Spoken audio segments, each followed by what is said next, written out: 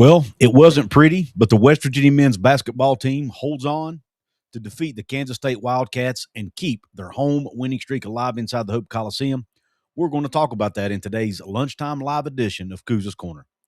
If you stick around, we're also going to talk about a five-star recruit that Ross Hodge and company are in the mix for and why he would be so important to the West Virginia roster for 2026, 2027. And then finally, we're going to talk about some news that came out in a press conference earlier this week from Ross Hodge about a potential medical redshirt that could occur on the roster and what that would mean also. Thank you for joining this live edition here. Again, this lunchtime live edition on this cold, snowy Wednesday, January the 28th. Let's go ahead and dive into some WVU basketball talk. The West Virginia Mountaineers defeat the Kansas State Wildcats 59-54 inside the Hope Coliseum to move to 14-7 overall, 5-3 in the Big 12, and they can and remain undefeated at home on the season. It's their, I think, 13th home win, 13th straight. Actually, I think it's their 20th straight dating back to last season, 13th of this year. Now, it wasn't pretty. The game, they start off really slow. I think they were 12 and a half minutes into the game or so, and West Virginia was still in single digits in points. It was like 13-8 or 13-6, something like that. It was ugly. Offense got off to a very slow start, could not make shots, just were out of sync. Were turning the ball over too much. The defense was okay, but they weren't locked in on the defensive end either like they normally are. But they were able to clean things up, come back, take a lead in the game. Actually got up by as many as 10 at one point in the game, only to allow Kansas State to come back and take the lead again in the second half, thanks in large part to, elite scorer P.J. Haggerty. But the Mountaineers were finally able to overcome that, that second half lull that they went through again offensively, where they went another 6-7 minutes without a basket, whatever it was. They allowed another double-digit lead to squander. But however, the maturity of this team showed on a night that they did not play well, especially offensively. Things did not seem like they were going to go their way, but they still figured out a way to win the game. Now, the negative, you'd like them to beat a Kansas State team who came into the game 1-6 in league play, 10-10 in the conference, missing 3 starters to injury. You would like for them to beat that team more soundly and walk out with an easy win. But it's not going to happen all the time like that especially in the Big 12. It's a tough league. Every team has talent. I mean, P.J. Haggerty is the leading scorer in the entire country. He's going to get points. They have other talented players on that roster. Jerome Tang is, a pretty good basketball coach. I mean, he made an Elite 8 run in his first year there. So, he's a pretty decent coach. Things haven't went well for him since then, but I still don't think he's a bad coach. But Ross Hodge and his team figured it out. They made some moves that worked. They called some sets that worked, and they were able to buckle down on the defensive end enough. Honor Huff was able to get hot late there in the first half, knock down 3 or 4 threes. Trayson Eaglestaff makes a couple big buckets in the second half. They stepped up when they needed to step up. That's what this team did. Ross Hodge said in a post-game presser, it might be his favorite win of the year so far because he knew coming into the game they probably weren't going to play well.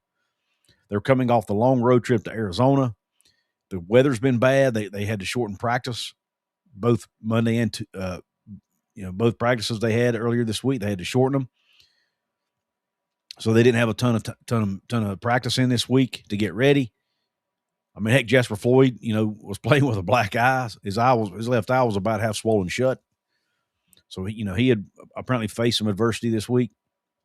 But they figured it out, man. They figured out a way to win. They gritted. It was a gritty win in Big 12 play. Honor Huff not only had 17 points, but as the smallest man on the court, also pulled down 8 rebounds. I think he dished out 5 assists as well. So he had a really good day. Again, he knocked down 4 3-pointers. Let's go ahead and talk about the stats while we're on that topic. Let's go ahead and look at the individual stats real quick for West Virginia. I mentioned Huff, 17 points on 5 of 12 from 3, 5 of 15 overall from the floor, 2 of 3 from the free throw line. Now, he did miss a crucial front end of a 1-and-1 there down the stretch, but he went to the line again later and knocked down 2 shots. Those were key. I mentioned he had 8 rebounds, 5 assists, only turned it over 2 times. Trayson Eaglestaff, 12 points for him, another solid outing. 5 of 12 shooting. It's 1 of 6 from 3. But, man, the one he hit was huge. It was in that second half when Kansas State was making a run, and West Virginia was able to – I don't remember if history gave them the lead back or was able to build on the lead, but nonetheless, it was a really big, crucial three-pointer in that game. He also had 9 rebounds, so he was 1 rebound away from a double-double to go along with 2 steals that he had. Speaking of steals, Jasper Floyd, 2 steals on the day, 5 assists, 5 rebounds, 4 points. Again, only 4 points by Floyd, but he does so many other things, especially on the defensive end. Did a great job on P.J. Haggerty, held him in check for most of the game. Brennan Lorient was the only other Mountaineer to score in double digits. He had 10 points, 6 rebounds to go along with a block shot. So he had a decent day, made a couple not big baskets down the stretch. Chance Moore had 9 points on the night. DJ Thomas had 2. Amir Jenkins had 3. And Harlan Obioha 2 points and 2 rebounds. But he didn't play a ton of minutes. Coach Hodge talked about how he went small more in this game because it seemed like when he brought – and, he talked about this. When he brought Obioha in the game, Kansas was bringing their big 7'2" guy in the game, and West Virginia was struggling. So he went small to force Kansas State to go small, and it allowed West Virginia to get in the lane a little easier and get more things, accomplished on the offensive end of the court. So that was when I talked about earlier making smart moves. That was one smart move that Ross Hodge made in that game. He continues to make these little decisions in games that make a difference. I really think Ross Hodge's I think his in-game coaching ability is probably underrated at this point. When you look at team stat, or let's go ahead and look at the key players for Kansas State. I mentioned Haggerty. He did end up with 16 points on the night, but that was below his season average of 23. He 2 of 6 from 3. What he likes to do is drive the ball to the lane and get fouls. West Virginia did a fantastic job of preventing him from getting to the free throw line. He was even at the end of the game, he was so frustrated that he wasn't getting calls. He was trying to flop and was trying to force fouls, and the refs weren't blowing the whistle. The referees were not giving him those calls, and it really helped West Virginia. I mean, heck, even I think, the announcers talked about how he needed to stop trying to get fouls and just worry about making shots.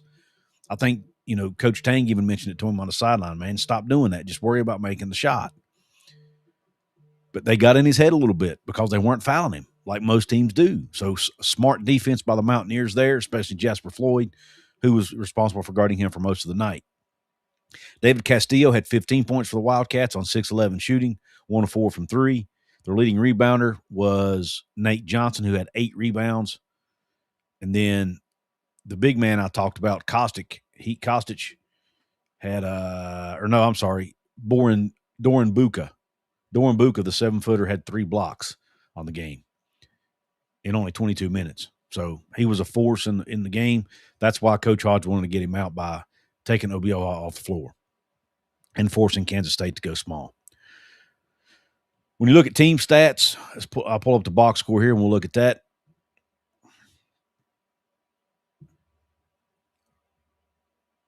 West Virginia shot 42% from the floor, Kansas State 38%. From 3, West Virginia was 29%, Kansas State was 32%. Neither team shot it particularly well from 3. Free throw percentage, West Virginia continues to struggle from the line. They were only 6 of 9, but they only shot 9 free throws, right? And then Kansas State only went to the line 4 times in this game, was made all 4. But, man, when you can make more free throws than the other team takes, it's going to be a factor. Turnovers, West Virginia did turn over 13 times. You'd like to see that number come down, especially at home. But, again, a lot of that was early on in the game before they kind of got settled in. Kansas State turned it over 10. West Virginia only had 8 points off turnovers. Kansas State had 18. That almost cost West Virginia the game. Rebounding, another huge factor for West Virginia. They out-rebounded Kansas State 38-31. 10-7 on the offensive glass, 28-24 on the defensive glass. Second chance points, West Virginia with 15 second chance points compared to only 4 for Kansas State. That's massive right there. Bench points, 14-6 in favor of the Mountaineers. A lot of that was Chance Moore. Points in the paint, 30-24 in favor of the Mountaineers, which, again, when you have a player like Haggerty who likes to drive it and score in the lane, you hold him to 24. He's usually getting that by himself almost, right? Fast break points, 10-8 in favor of the Mountaineers. Kansas State had 4 blocks to West Virginia's 3 and 8 steals to West Virginia's 6. West Virginia had more assists than Kansas State by a margin of 14-9. The game was tied 3 times. There were 3 lead changes in the game. West Virginia led for 17 minutes, 38 seconds. Kansas State actually led more than West Virginia, leading 20 minutes and 29 seconds. Again, led most of the first half. West Virginia came back, took a lead into the break, 28-22. Kansas State came back out, took another lead in the second half. West Virginia was able to come back again, get and win the game eventually 59-54. So just wasn't the cleanest game to watch. Was ugly at times. West Virginia's offensive efficiency wasn't great at times, but man, at the end of the day, it's a Big 12 win at home.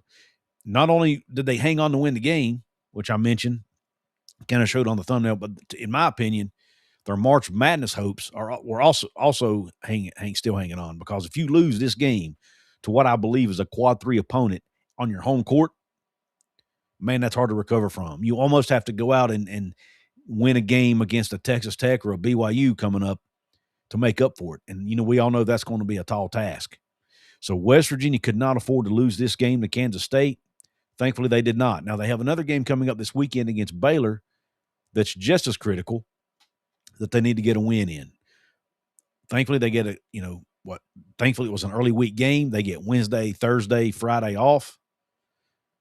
They get probably a day of rest, a couple of days of practice. Then they can play the game on Saturday. So much needed break for these guys. Hopefully, Hodge gave them a day off today to get them some rest after that long road trip last week. And even if he didn't, I'm sure he had an easy practice to help them save their legs, because as he talked about, it's a gauntlet. It's a grind. The league is a grind, especially with all the traveling that's involved. So the guys will probably need some rest. So, again, a very important win that West Virginia had to have, could not afford to lose it. Does it end the season if they lose the game? No, but again, it pretty much requires you to go steal a game somewhere that you're not supposed to, and that's not something you want to have to do. But they won the game. They're 13-0 at home. They're 5-3 in the Big 12 now, I think. So still a lot in front of this team. They still have a shot to get in the NCAA tournament, but they really have very, very small margin for error, small room for error. They have to win the games they are supposed to win. If they don't, I don't think they get in the tournament. So, but anyway, that's where we are right now. Let's jump over to the chat room for a minute, see what all you guys are having to say, and then we'll talk about this 5-star recruit who I'm giddy over, man, that West Virginia hasn't signed yet, but they are in the running for. We have Tyler in the house. What's up, brother? We have Whip Hero, Raven Grady. Browns and Beers in the house. Says big win coming off a West Coast trip and the weather conditions the team returned to. Absolutely. Absolutely. And there are a lot of guys on that team that aren't accustomed to cold weather. Guys from Texas and Florida and other places who likely aren't accustomed to cold weather. Heck, even Ross Hodge is not accustomed to it. Tosh Miller says we never win pretty. That's true. A lot of misreads and Butterfingers, says Raven. That's true too. Good to see you too, James Buchanan. Thank you, sir, who's, as you see by the badge beside his name, is a VIP channel member, along with the aforementioned Browns and Beers. We also have Jersey Ear in the house. What's up, brother? Couz on the lunch break. That's right, baby. Veritax in the house. Are our basketball men actually not like a lady, but like maybe a good team? There are like a bunch of teams at 5 wins in the Big 12 right now. We're one of the few with 5-3. That's true. Luke Armacost in the house. Another VIP member says February dubs in the Big 12 will always be tough. A win is a win. Chance Moore is the best rebounder on the team. You know what? He's one of them for sure. I don't think statistically he is, but again, he plays less minutes than some of the other guys, so have to take that into account. He's definitely the best on the team at penetrating and driving the ball to the rim, which is something that team needs to offset. You've got guys like Eaglestaff, which Eaglestaff can do that too, but he's not as quick off the dribble and doesn't go downhill as quick as Chance Moore does and as aggressively.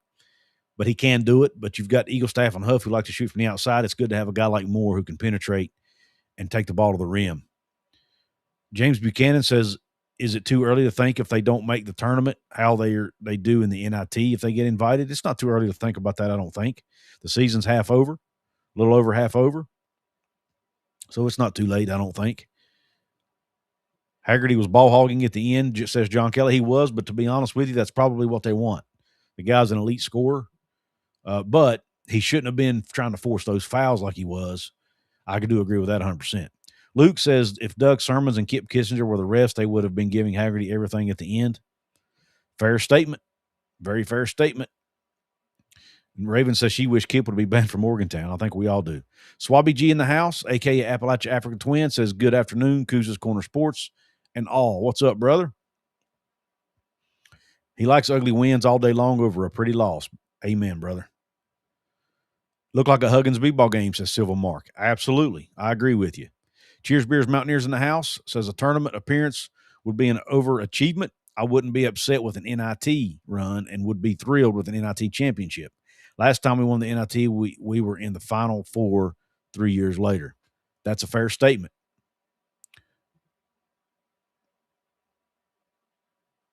That's a fair statement. All right, let's go ahead and Whip Hero, good comment, says if only Huff and Eaglestaff could both get hot in a game. That's true.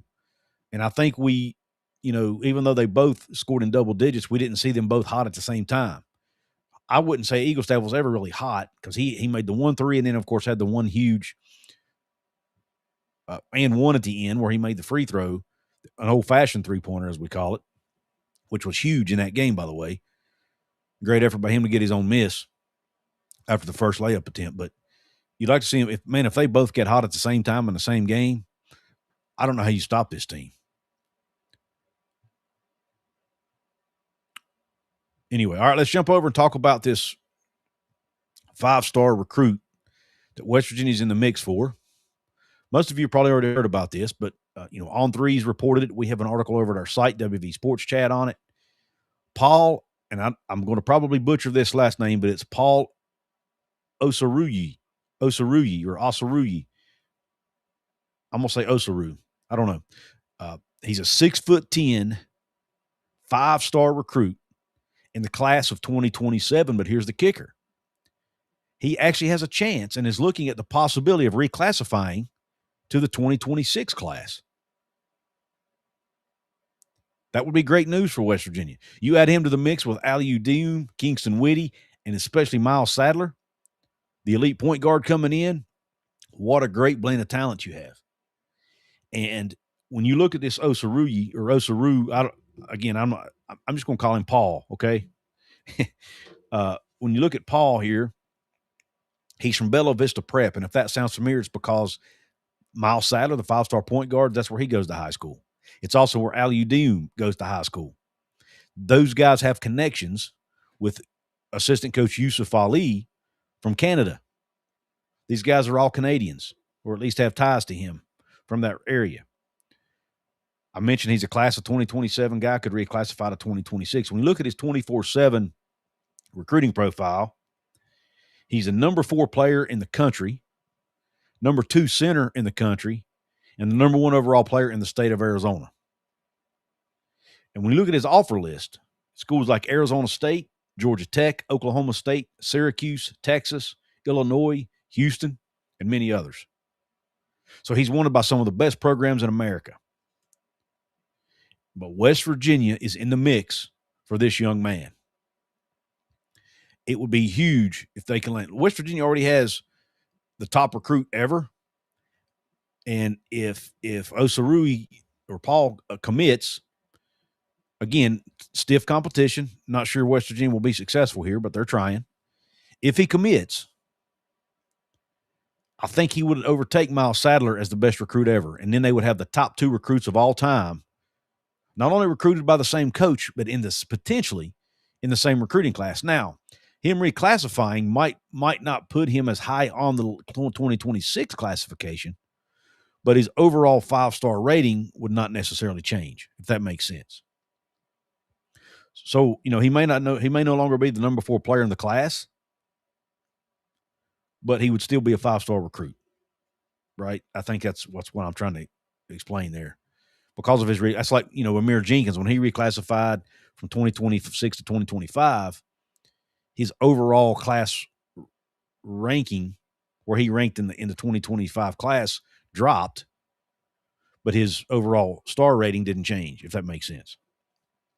But if you can keep Amir Jenkins, if you can keep DJ Thomas, who was shown us to be a really good player off the bench, if you can keep, and with Dioum and Sadler and Whitty coming in, and you add this young man here, this Paul Osaruyi, to the mix, what a freaking class that would be. And then I'm sure they would go out and build some depth with the transfer portal. It would be a great class and a great start for the next season, man. This is one reason I'm so excited about Ross Hodge, and it irritates me to see some of the fans out there who are already off the Ross Hodge train and think he's not a good coach. Look at what he's doing in recruiting. I mentioned earlier some of the in-game adjustments he's made. Look at his recruiting, for crying out loud. He's recruiting better than any coach, arguably better any coach that West Virginia's ever had. Now, Bob Huggins has had a couple really good classes. John Beeline had a couple good classes. But, man, when you look at at least on paper, again, the players have to go out and perform on the court. I get it. But on paper, he's recruiting better than anybody ever, at least right now. Short time frame, the proof will be in the pudding, as they say, once these guys get on the court together. And, again, he hasn't got this young man in the fold yet either. But if they can get him in the fold, man, let me just tell you a little bit about his game. I watched a few highlights, and it don't take you very long with this young man to see how good he is. I jotted down a few notes, and here's what I noticed about his game. First off, he's 6'10", 220 pounds, but could play just about any position on the court, I think, maybe with the exception of point guard. He's that skilled. He can score at all 3 levels. Around the rim, he obviously has great athleticism, can jump out of the gym, so he can dunk it. He can, catch the ball. Could be a rim runner for you. Could catch the ball on alley-oops. Would see a lot of dunks out of him. He's really good in the mid-range game, has a nice step-back shot, nice fadeaway. And he can also shoot the ball from 3 when needed. Now, he's didn't see him shoot the ball from 3 a ton, and I don't think that's necessarily his strength, but he can do it, and he did it in several of the highlights I watched. And what I love about him, his shot, remember, he's already 6'10", and he shoots the ball from up here. He shoots that overhead shot that you see a lot of players do. You don't see it a lot in college necessarily, but you've seen it over the years with some of the top NBA guys, especially big men.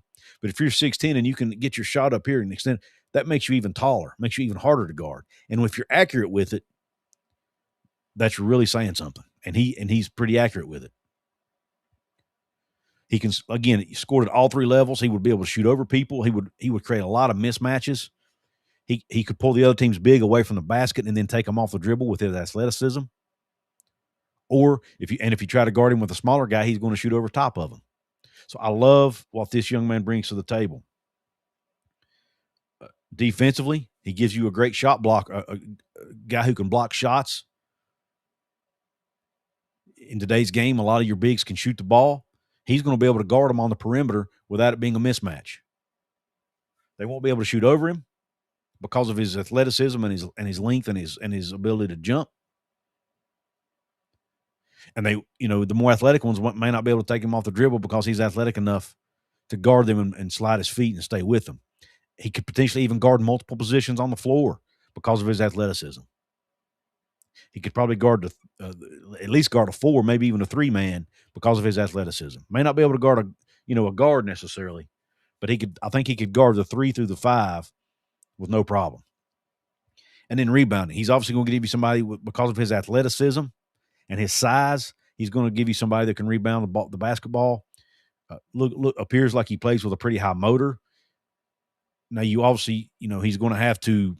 Ross Hodge has very high expectations of his guys on the defensive end of the floor. But I'm assuming Yusuf Ali has already relayed that to this young man. They already understand it, knows what he's walking into. But if he can meet those expectations from an effort standpoint, I have no reason to think this young man couldn't come in and be a day one starter. I mean, just go check it out. His last name is spelled, for those listening, his last name is spelled Osaruyi. Osaruyi. Paul is his first name, Paul. Watch his highlights. It'll blow you away. I'm excited, man. If they can get this young man, oh boy. West Virginia's in the game. West Virginia's in the game with some of the top programs in the country if they can start landing players like Miles Sadler and like this young man right here. Very exciting. Let's hope, keep the fingers crossed that West Virginia can get him in the fold. Would love to have him for 2026, but at the very, very least, maybe they can at least get him in for 2027 and have something to build that class around. That would be good too. Anytime you can build for the future, it's always a good thing. But this young man is just an exciting player to watch. Would love to have him in Morgantown. And, physically, I think he could come in, at 220. He's only a junior in high school right now. He could come in. He's going to put weight on. He could probably come in and put another 15 to 20 pounds on his frame. Maybe 10. Maybe you don't want to put too much on because you don't want to slow him down from an athletic standpoint. But, man, if he could get up to 230, 235, 240, nobody's going to be able to push him around down there. He's going to be big enough to hold his own from a physicality standpoint. I love this potential addition to the roster. Again, he's not committed. But West Virginia, according to reports by On3, is in talks with Paul Osaruyi. Or Osaruyi. Osaruyi is probably how you pronounce it. I have no friggin' idea how to pronounce it, but you get my point. He's a great basketball player. Now, another possible addition to next year's roster could be a player that none of us saw coming, a player who's actually on this year's roster, Jackson Fields. We heard in a press conference earlier this week when asked specifically about Jackson Fields, Coach Hodge, they may actually be considering a medical redshirt for Fields. He had to miss the first few games of the season because of a wrist injury he had. I think he had some surgery in the offseason to repair a wrist injury. And even though he was medically cleared for basketball activities, Coach Hodges talked about how, he's being cleared to play and being able to play at 100% are two totally different things. There's still some discomfort. There's still some pain probably. There's still some flexibility issues you might have to deal with. There's still some discomfort, like I mentioned. A lot of things to deal with when you start talking about your wrist, especially if it's on a shooting hand, which I don't remember which hand it's on, but nonetheless, if you take a hard fall, something you have to be careful about. But he missed so much time and has had and it's been a little slower adjustment. It's really cost him a lot of time. So they're now considering a medical redshirt to where he can get fully recovered, fully healed, and be able to play a full season healthy. Now, he's played 9 games already this year, and it's my understanding that 9 games is the cutoff, and that if he plays any more this year, he will not be eligible. So it's likely we may not see Jackson Fields on the court again in this season.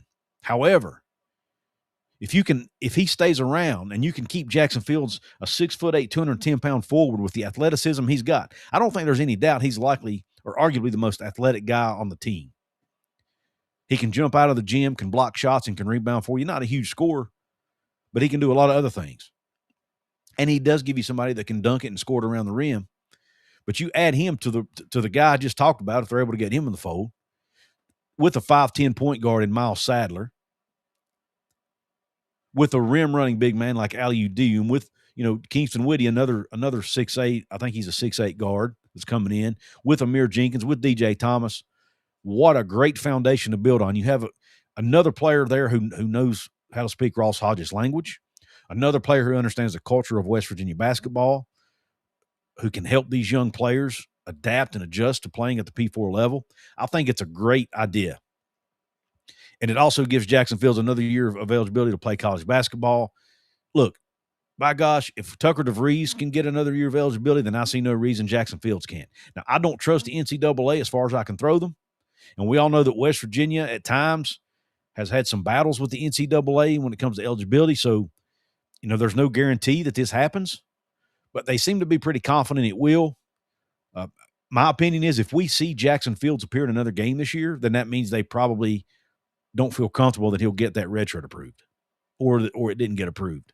But if you don't see him again, then there's a good chance you'll see him back next year in Morgantown, assuming he stays around. Now, he could do what Tucker did, hit the portal, but I don't see that happening. I think players seem to like playing for Coach Hodge. They seem to like, his culture and being in his locker room and that type of thing. So I'm confident Jackson Fields would hang around, but there's no guarantee of that. But at the very least, the young man gets another year back that's not impacted by a serious injury that he's dealing with right now or has been dealing with this year. So I want to hear your thoughts on all these things, whether you're watching on live or on the playback. Again, this show is dedicated entirely to Mountaineer hoops. I haven't talked hoops.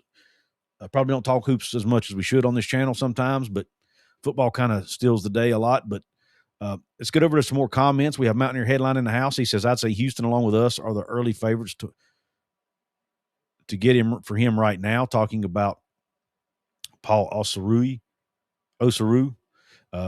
Tosh Miller says Jesse Edwards was our last great center. Very true.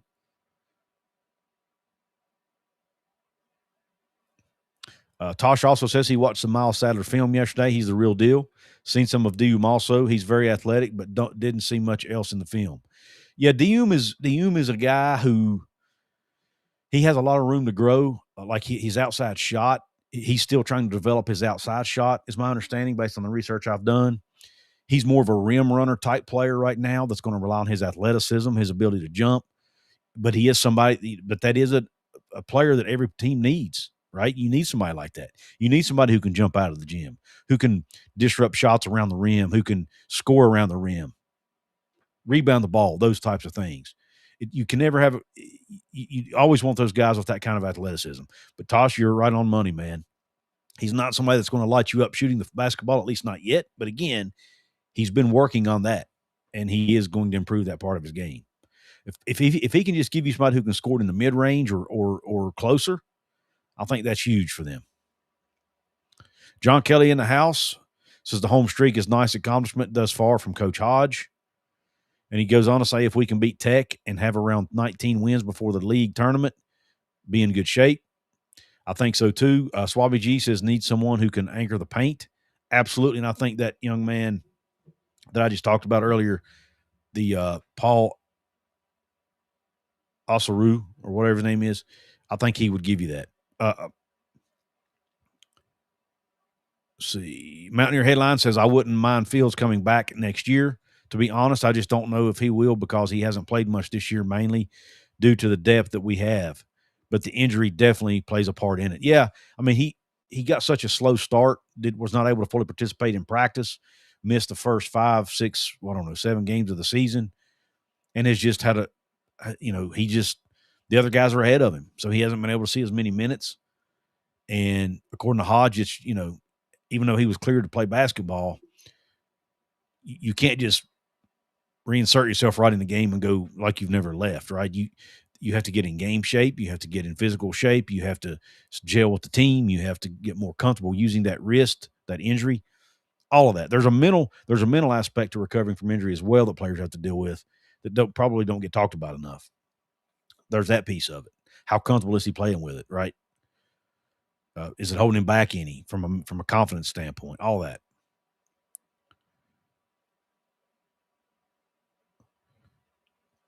But anyway, well, that's about all I got for this show. I really appreciate everybody hopping in. Please don't forget to hit the thumbs up button. Please don't forget to, subscribe to the channel if you haven't yet. If you're watching this on the playback, on the replay, and you're on a mobile device, you may see a button below that says hype. It's between the download and the thanks button. Please press that as well. But the thumbs up really helps. The comments really help. Please make sure to leave as many of those as you can and let me know what you think about West Virginia's opportunity to get this 5-star center. Also, what do you think about Fields coming back? And what do you think about West Virginia's win over Kansas State in Morgantown on Tuesday night? Let me know. I appreciate everybody tuning into the show. I'll be back hopefully either later today or tomorrow with some football content. I really appreciate everybody tuning into the show. Hope the rest of your day's top shelf. God bless you, and Q Country Roads.